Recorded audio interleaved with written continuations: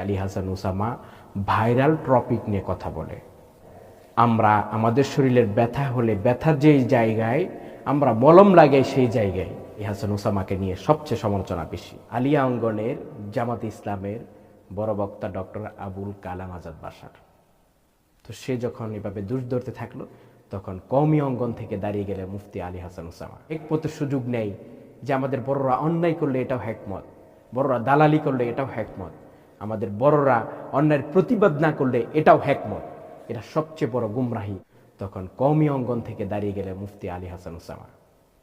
তিনি বললেন, সাহাবায়ে কেরাম সত্যের মাপকাঠি, অবশ্যই তারা ভুল করেছে, মানুষ হিসেবে ভুল হতেই পারে, তবে আল্লাহ তাআলা তাদের সকল মাসিয়াতকে ক্ষমা করে